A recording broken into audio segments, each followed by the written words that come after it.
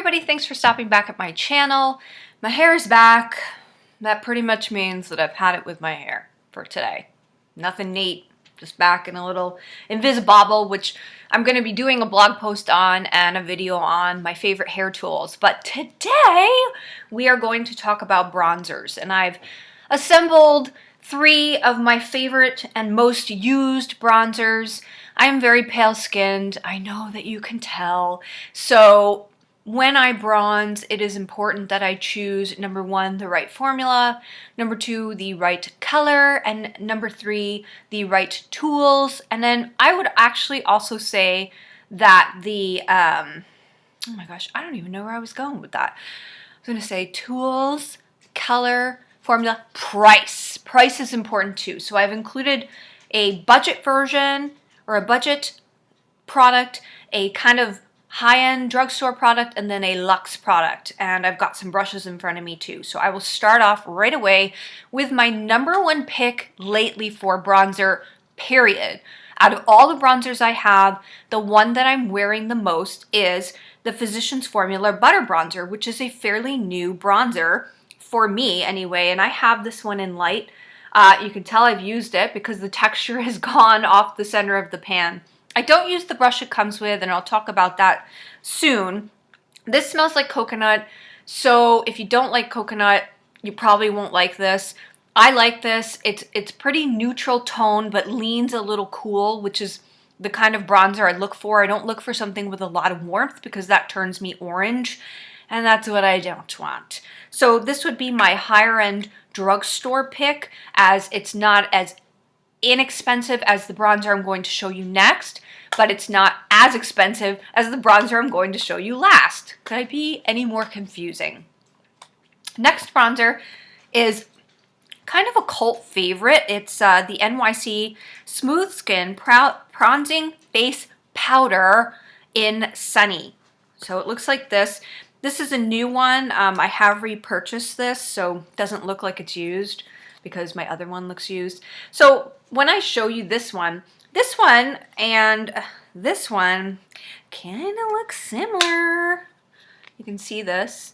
This one, the Sunny, may have a tiny bit more warmth to it, but not really. And I do like this one because it is a matte bronzer.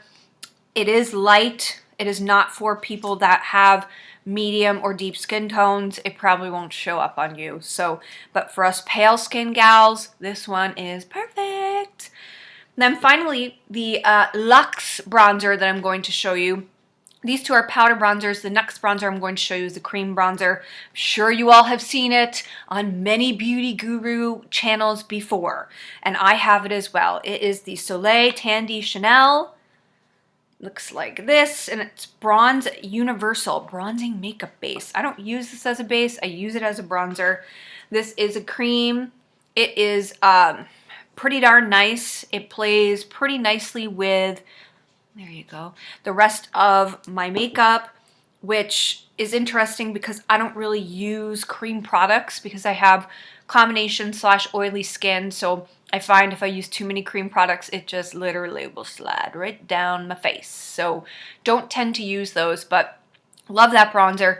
Yes, it is pricey, but if you're looking for something luxe, you want something that smells amazing, that's going to last you a decent amount of time, then I recommend it. If you like cream bronzers, I recommend it. Definitely. This one is the Soleil Tandy Chanel is a little bit warmer in tone than the other 2 powder bronzers, but still, if you're a pale-skinned, cool tone gal like I am, you could definitely pull it off. Now let's talk about tools. If we're talking about tools, my absolute favorite tool to apply bronzer is a brush, and my absolute favorite type of brush to use is a duo fiber brush. So this particular one is the MAC 187. Now I know a lot of people are not into paying a MAC price point. So in my blog post, I also have several alternatives that you could try. Duo fiber I find to have a nice amount of give. There's powder in that. It was so funny when I flicked it. It was like, and then they sweep very well across your face, so you can get a really even application, and I really do enjoy and want and desire an even application. The other brushes or type of brushes that I recommend for bronzer application are Kabukis. This one is a Sephora Professional Kabuki, and again, this is a dense brush, but it's still got some give to it, so you'll still be able to sweep the bronzer across your face. A Kabuki I would not recommend, but wanted to show you the difference, is one from the Body Shop that looks like this. You see the difference here? So this one, it has some give, but definitely would provide kind of a more patchy application, which if you want to contour with your bronzer, you could use this. But if you're looking for all over bronzer application, I would definitely go with this. And then one bronzing brush that I just found kind of in my repertoire that I'm not sure is even made anymore was one that I got when I purchased a bronzing powder from Dior. And I don't think they make this one anymore. If I'm able to find it, I will put it in the description bar below. If you don't like the price point of this, then you're definitely not going to like the price point of this.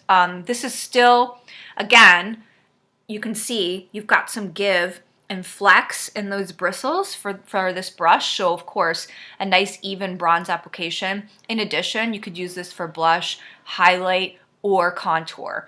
So that's it. Like I said, if you're interested in hearing more about these three products, price point, where to buy, brushes, alternatives, etc., etc., etc., etc. Gosh, I can't talk today. Then please take a look at my blog. That's Max. That's great, Max. Shh. And that's going to be it for me. Thanks for watching. Bye.